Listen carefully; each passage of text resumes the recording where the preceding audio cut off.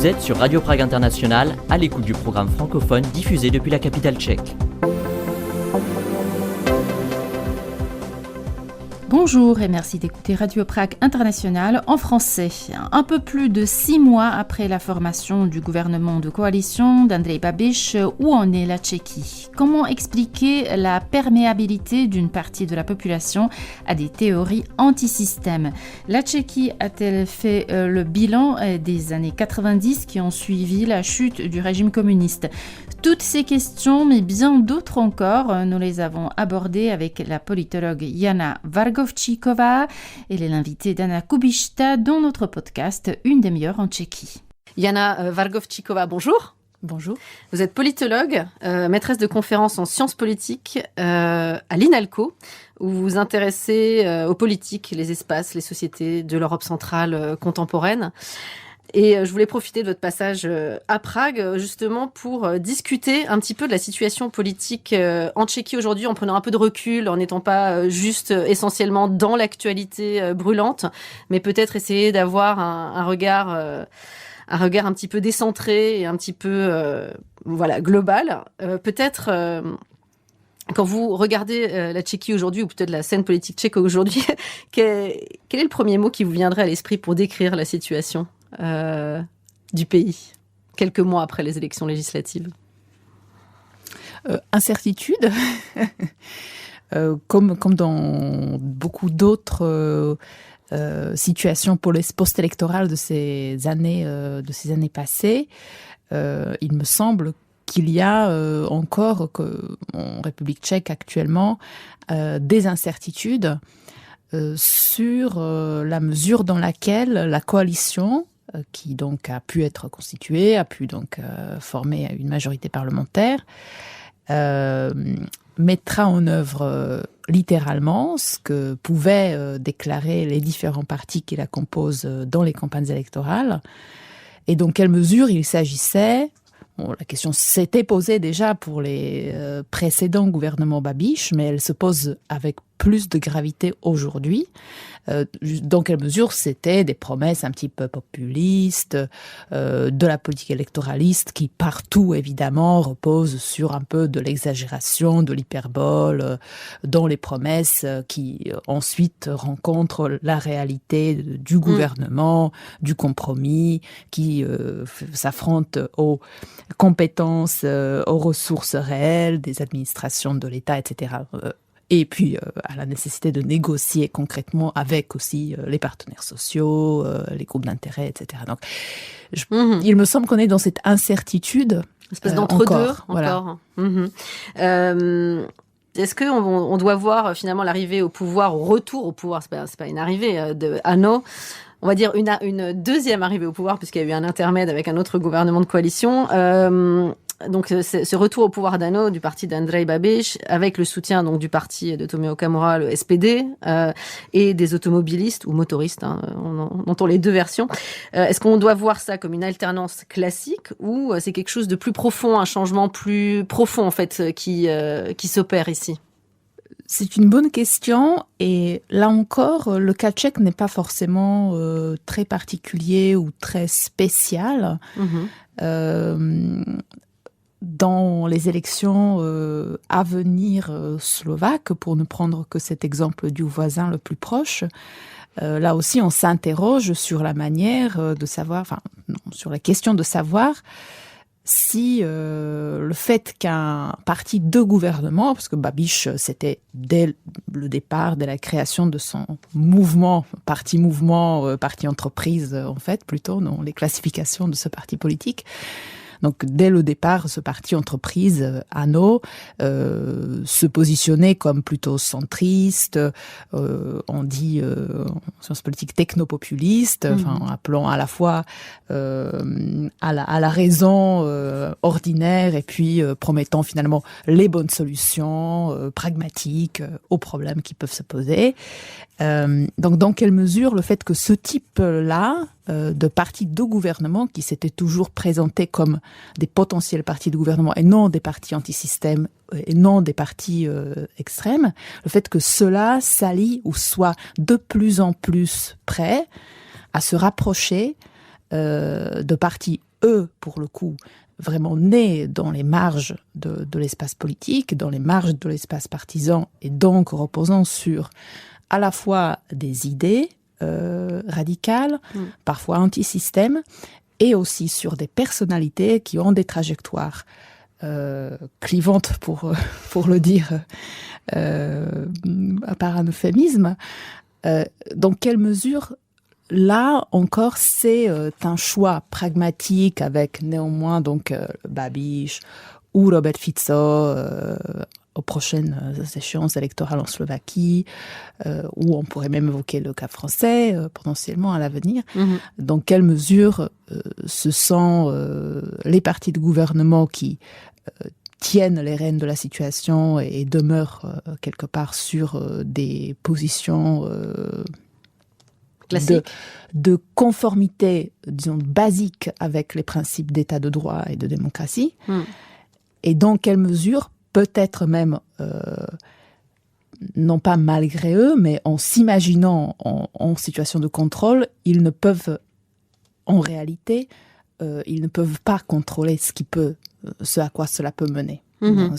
S'allier, que ce soit dans une coalition explicite ou que ce soit, enfin, comme dans le cas tchèque actuel, ou que ce soit sur des alliances un peu plus informelles. On peut imaginer dans d'autres cas des gouvernements minoritaires mais qui s'appuient sur un soutien silencieux, tacite d'un parti extrême au Parlement. Enfin, il y a différentes configurations possibles, mais dans quelle mesure ces rapprochements-là peuvent, en fait, dans quelle mesure leurs impacts, leurs conséquences peuvent réellement être contrôlés par quelque acteur politique que ce soit. Mais d'ailleurs, ça participe de cette incertitude dont vous parliez tout à l'heure. C'est-à-dire, il y a cette incertitude.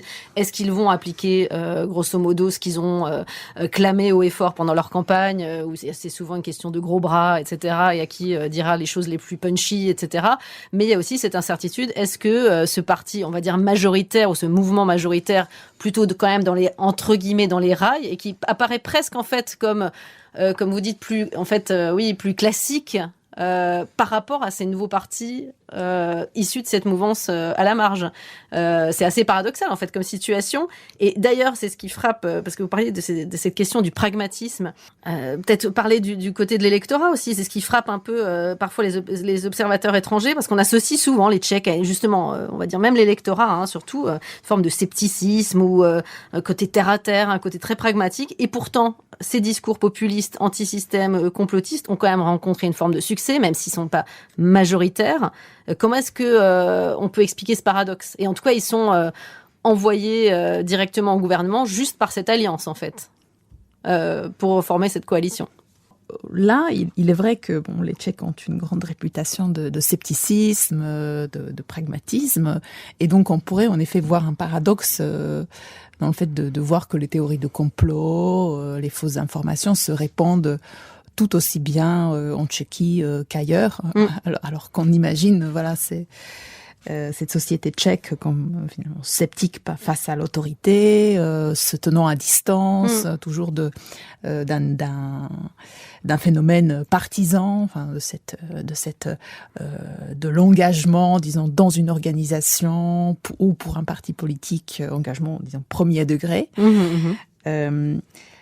Mais plus que, disons, les théories du complot elles-mêmes, ce que peuvent montrer les études sociologiques, c'est peut-être que cette adhésion à des acteurs politiques ou ce soutien pour des acteurs politiques qui apparaissent comme radicaux peut s'alimenter d'une désaffection finalement de certaines parties de la population par rapport à des institutions de l'État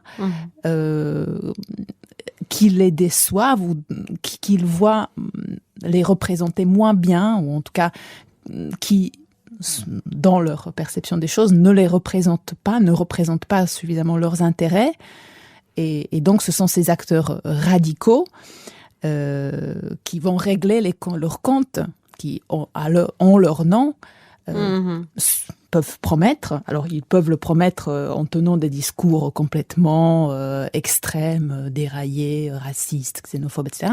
Mais surtout, ce qu'ils font implicitement, c'est qu'ils attaquent ces institutions, ces autorités qui ne représentent pas les modes de vie et les intérêts de certaines parties de la population. On souligne, et pas uniquement en Tchéquie, mais depuis plusieurs décennies, combien les phénomènes de mondialisation et différentes facettes de la mondialisation et des nouvelles, vagues et de nouvelles dimensions de la mondialisation accentuent les clivages dans les sociétés, accentuent les divergences entre ceux qui peuvent s'insérer, peuvent quelque part profiter des nouvelles opportunités que peut ouvrir la mondialisation, et puis d'autres qui se retrouvent effectivement relégués complètement.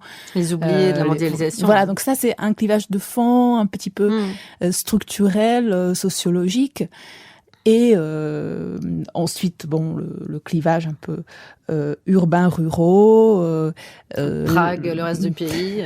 Même si lui aussi, il est récupéré par les acteurs politiques. Donc ces fameuses attaques, bien sûr, contre Pražská kavárna, qui sont une construction politique dans le combat partisan, mais sur le fond, le clivage urbain-ruraux est un clivage qui a été objectivé dans les sociétés occidentales et qui existe dans les sociétés post-communistes aussi. Comme quoi, finalement, ces sociétés post-communistes, en tout cas pour la Tchéquie, ça les met finalement en plein dans le bain occidental. Enfin, finalement, ils ont rattrapé très vite. Alors que on pouvait estimer qu'ils étaient à la traîne, mais non, ils ont rattrapé très vite ce retard-là. Alors là, ce n'est pas quelque chose de spécifique à la Tchéquie.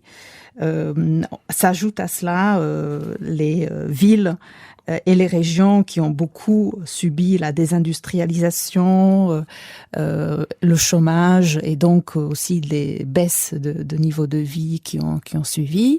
Donc là, certaines villes, donc cela c'est pas nécessairement des ruraux ou des régions rurales, c'est des régions urbaines ou hybrides, mais qui ont subi des phénomènes de désindustrialisation et donc de perte en termes d'opportunités et de perspectives. Et là aussi, ça a des traductions en termes de électoraux qui ne sont pas si surprenantes que cela. Et c'est plutôt le contexte européen, voire au-delà, si on regarde les États-Unis, qui fait que s'ajoute à cela le fait que les acteurs politiques qui essayent, qui mobilisent avec succès ces parties de la population, tiennent, eux, un discours et défendent un programme qui, lui, est de plus en plus critique de la démocratie libérale en tant que régime politique. Donc là, on voit les motoristes, SPD, arriver à un succès politique, aussi dans un contexte où les acteurs qui peuvent avec succès mobiliser ces parties de la population s'attaquent de plus en plus explicitement vraiment au type de régime politique qui avait, disons, une sorte sur lequel il y avait pendant quelques décennies, finalement c'était pas si longtemps que ça, pendant quelques décennies, une forme de consensus, disons, un peu transpartisan. Ça me fait penser à ça, en fait. Est-ce que est-ce que vous avez le sentiment finalement que l'héritage de 1989 s'est affaibli ? Est-ce que les promesses finalement de la transition démocratique n'ont pas été tenues ? Qu'est-ce qui s'est passé justement pendant ces 3 décennies pour que les Tchèques rejoignent aussi vite la défiance et le scepticisme ambiant de l'Europe de l'Ouest ? Alors c'est un vaste sujet. Très navré. C'est un vaste sujet.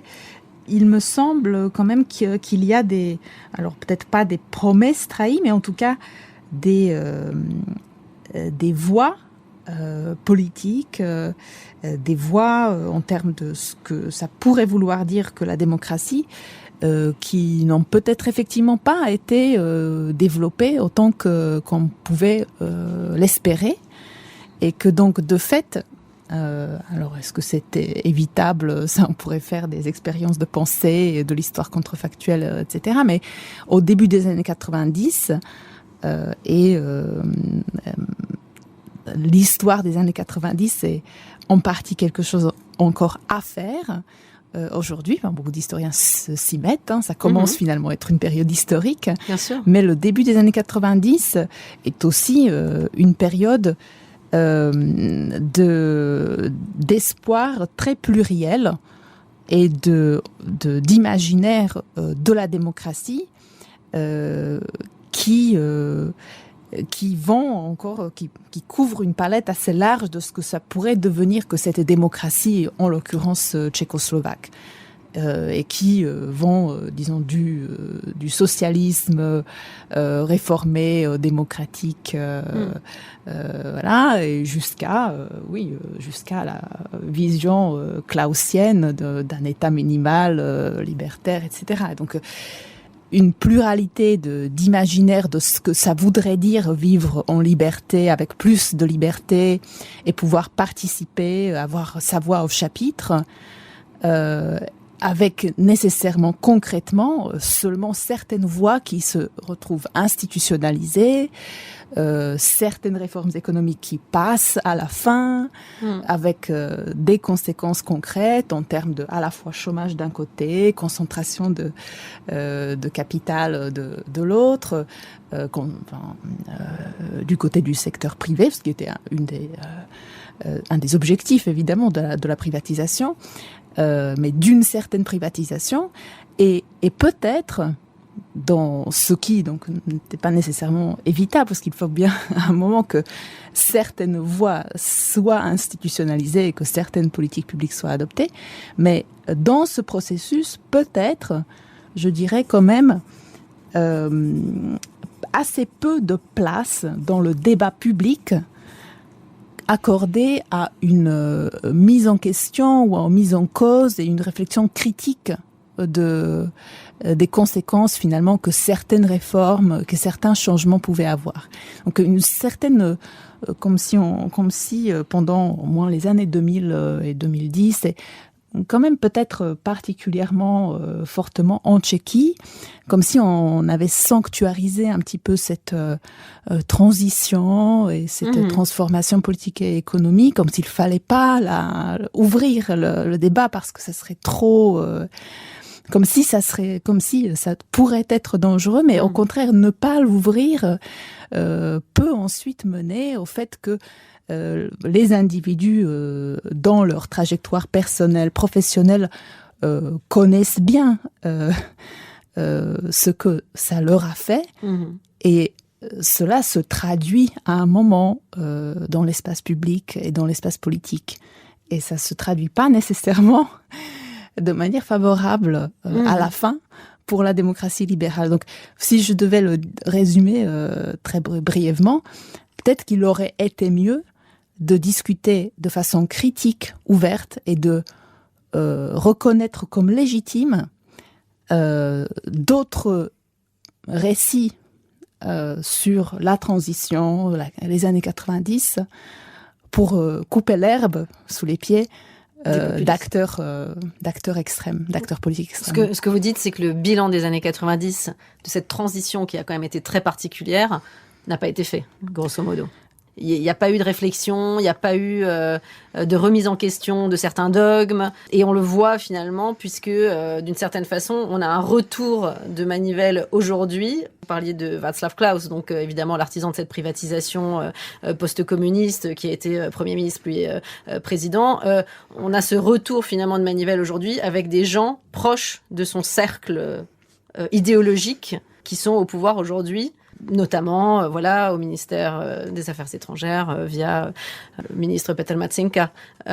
C'est en fait une suite, d'une certaine manière, de ce non-bilan fait sur les années 90. Oui, on pourrait tout à fait le voir comme ça. C'est effectivement comme assez symptomatique du fait que, d'ailleurs, de part et d'autre, ce bilan n'a pas été fait, puisque donc c'est le ministre Matšenka aujourd'hui, mais c'est aussi le parti ODS qui lui non plus n'est pas revenu sur ses politiques des décennies précédentes. Enfin, n'a jamais participé à un débat critique sur ce que pouvaient être les réformes de Klaus, etc., n'a pas ouvertement géré son héritage Klaus, par exemple. Tout à fait. Et donc, il faut rappeler qu'en effet, c'était lui le parti majoritaire dans la coalition précédente. Donc, il y a quand même des deux côtés en fait du spectre politique, un bilan qui n'a pas été fait et qui a des conséquences aujourd'hui, quoi. Oui, avec effectivement assez peu de remise en question, un peu des bases idéologiques de part et d'autre. Et on pourrait ajouter à cela les sociodémocrates qui sont dans une crise très très profonde. Tout à fait. Mais là aussi, il y a eu peut-être des initiatives, mais sur les marges du parti. La Tchéquie n'est pas seule, évidemment. C'est pas un îlot au milieu de nulle part, puisqu'elle est intégrée alors dans l'Union européenne, dans l'OTAN, etc. Elle fait aussi partie de groupes plus restreints, type groupe de Visegrad, que vous connaissez bien, sur lequel vous travaillez aussi. Ça a été longtemps présenté aussi comme une force politique plutôt importante en Europe centrale. Ça marchait plutôt bien jusqu'à ce que, en fait, il y ait de grosses divergences, on va dire idéologiques récentes entre les différents acteurs politiques. À commencer, en effet, puisqu'on parlait du précédent gouvernement Fiala, où il y a eu, on va dire, une des plus grosses, entre guillemets, crises, mais je pense qu'on peut appeler ça comme ça, et renforcée par le fait que c'était entre la Tchéquie et la Slovaquie, qui ont une relation privilégiée, etc., et par le fait, par un clivage aussi sur la question du soutien à l'Ukraine, évidemment, qui n'était pas du tout le même en Hongrie, en Tchéquie, et en Tchéquie et en Slovaquie. Aujourd'hui, on se retrouve dans une situation totalement différente, puisque changement de régime, est-ce qu'on peut parler de changement de régime en Hongrie avec la fin de Viktor Orban, l'arrivée au pouvoir de Péter Magyar, et donc qui s'inscrit en faux avec ce qui est prôné à Bratislava, ce qui est prôné à Prague. Donc, recrise à l'intérieur du groupe de Visegrad, où on en est? Comment est-ce que vous voyez les choses à ce niveau-là? Est-ce que ça a encore un sens finalement, ce groupe aujourd'hui? Alors, le groupe de Visegrad est un petit peu un drôle d'animal depuis sa création en 91. Et ça a son avantage, donc la raison pour laquelle il a survécu depuis tout ce temps, est précisément le fait qu'il repose sur assez peu de choses, qu'il soit une plateforme, pas du tout une organisation, pas de secrétariat, pas de base vraiment institutionnelle forte, une plateforme de rencontres, de concertation, et depuis l'adhésion à l'Union européenne, notamment une plateforme de concertation des gouvernements en amont des sommets, des rencontres des ministres sur les et en général de concertation sur les différents dossiers où les 4 pays ou 3 au moins peuvent avoir des intérêts communs. Le groupe de Visegrad n'a jamais vraiment, à ma connaissance, fonctionné comme vraiment une forte plateforme de création de positions communes à partir d'intérêts divergents. Donc c'est très différent d'organisations internationales ou disons des organisations, des institutions européennes où il peut arriver que des acteurs arrivent avec des positions divergentes et que par nécessité ou par tout un ensemble de pratiques de coopération, de méthodes de coopération, ils arrivent à forger un résultat qu'ils vont tous signer. Ce n'est pas nécessairement le cas du groupe de Visegrad où si les membres ne s'accordent pas sur un dossier, ils ne disent rien sur ce dossier simplement. Ils ne vont pas prendre de position et donc si les 4 ont des divergences politiques aussi fortes que pendant les années passées, le gouvernement polonais face au gouvernement hongrois sur l'Ukraine, par exemple, ou le précédent gouvernement tchèque, donc face à la Slovaquie, le gouvernement de Robert Fico, eh bien, ils ne font rien, simplement. Alors, cela ne veut pas nécessairement toujours dire qu'il ne se passe rien, parce que ce groupe a, depuis tout ce temps, quand même aussi permis, ou quelque part, à concrétiser le fait qu'il s'agit là quand même de sociétés qui ont des trajectoires proches depuis des décennies de la deuxième moitié du XXe siècle. Et donc, où, à une échelle moins haute, disons, politiquement, il peut y avoir une facilité entre les administrations de plus facilement se passer un coup de fil sur tel dossier, se concerter, se consulter, sans que nécessairement cela apparaisse comme des prises de position communes visibles. Par ailleurs, il existe aussi une toute petite chose qui s'appelle le Fonds international de Visegrad, qui lui est à peu près la seule structure vraiment de ce groupe, et qui lui finance des petits projets de coopération culturelle, transfrontalière, des petits échanges d'étudiants, etc. Et qui lui roulait, tout le long de ces désaccords et de ces silences au niveau politique très très haut. Juste pour terminer, il se trouve que vous êtes en voyage, en déplacement à Prague avec des élèves des Langso pour un voyage d'études autour de Václav Havel. À votre avis, si, comme ça, hypothétiquement, si Václav Havel revenait aujourd'hui observer la Tchéquie de 2026, qu'est-ce qui le surprendrait le plus, selon vous ? Alors ça, c'est une question très très difficile. Je n'oserais pas me mettre dans la tête de Václav Havel. Mais ayant effectivement assisté avec nos étudiants, donc qui sont des étudiants de Tchèque, de l'INALCO et de Sorbonne Université, qui donc sont un petit groupe qui s'intéresse beaucoup, de jeunes aujourd'hui d'une vingtaine d'années, qui s'intéressent beaucoup, qui sont assez intrigués en fait par cette personnalité de Havel, à la fois artiste, écrivain et puis président d'un coup. Peut-être que ce qui l'énerverait quand même serait cette facilité avec laquelle les gens remettent facilement dans les mains d'autres le pouvoir pour décider sur eux-mêmes et se délestent quelque part de leur part de responsabilité. Bon, ça c'est un peu cliché parce que donc c'était quand même une des choses que Havel soulignait le plus, à laquelle il réfléchissait le plus, cette responsabilité individuelle, même en situation de contrainte, même en situation d'options très très limitées.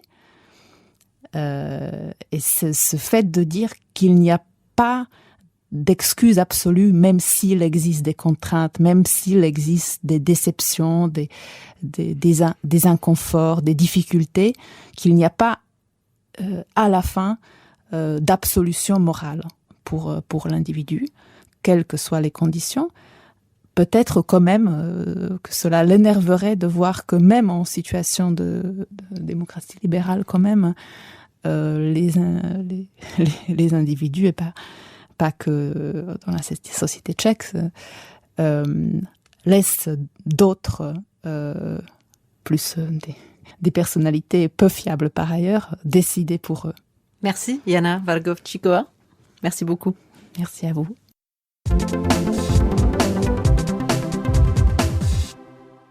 C'était la politologue Jana Vargovčíková sur Radio Prague International. C'est la fin de notre podcast Une demi-heure en Tchéquie.